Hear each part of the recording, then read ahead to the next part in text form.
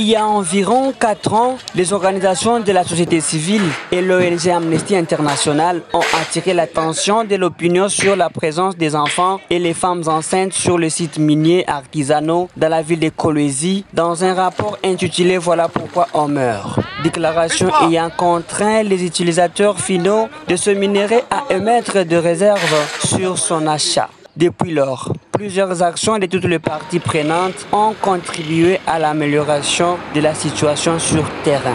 Le gouvernement congolais s'est conséquemment engagé dans la réforme de l'artisanat minier. Le contact avec EGC nous a permis de comprendre les besoins. C'est d'abord relever plusieurs intérêts. Le premier, c'est que EGC n'a pas voulu nous amener un prêt-à-porter. EGC a voulu partager l'expérience avec les secteurs, c'est-à-dire les acteurs principaux du secteur que nous sommes. C'est un élément. Le deuxième élément, ça nous a permis de comprendre, et je sais qu'il y a le monopole de l'achat de produits. Actuellement, il est à quel niveau pour le démarrage de cette activité. Donc très bientôt, là, EGC va démarrer avec les achats de minerais de cobalt extraits de manière artisanale. Membres du gouvernement provincial du Lualaba, les représentants des sociétés coopératives, les négociants et les créateurs cogitent sur le projet du contrat entre l'entreprise générale du cobalt et les coopératives, étant donné que EGC aura le monopole de rachat des produits miniers extraits artisanalement. Les coopératives qui sont des acteurs de premier plan sur l'artisanat minier se sont réunis aujourd'hui pour proposer un modèle de contrat par rapport à ce partenariat-là. Et la réunion s'est passée d'une très belle manière et je crois que nos propositions vont enrichir pratiquement la vision de notre partenaire qui est EGC.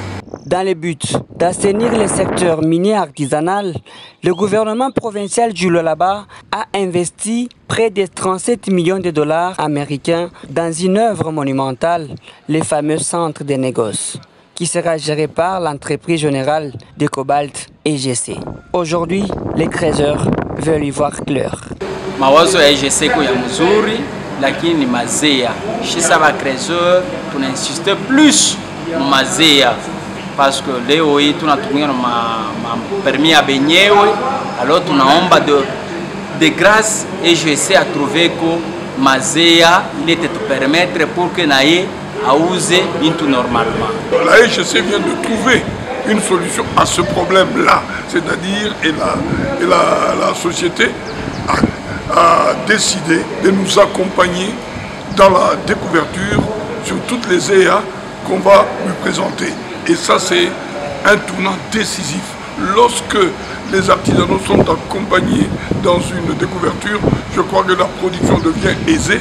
Et comme l'EGC a le souci de maximiser la production, et ce serait vraiment un intérêt important pour les artisanaux et pour la EGC. Une satisfaction pour les parties prenantes. Pour que cela soit effectif, chaque acteur devra identifier son rôle. Ce sont des garanties de partenariat.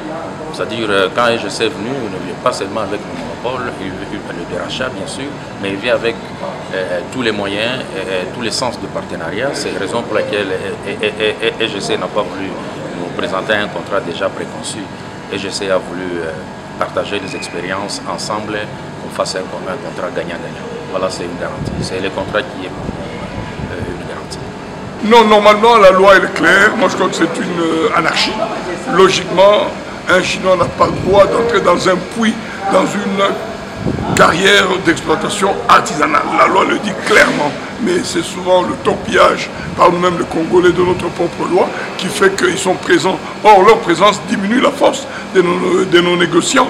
Et ça devient difficile de créer une classe moyenne, comme on le veut tous. Et cette activité a été créée dans le but de créer une classe moyenne congolaise. Étant donné que les deux parties ont exprimé le désir de travailler ensemble, selon les clauses qui renferment ce présent contrat et selon le code minier, une deuxième rencontre est prévue dans les tout prochains jours afin de déposer leur projet final.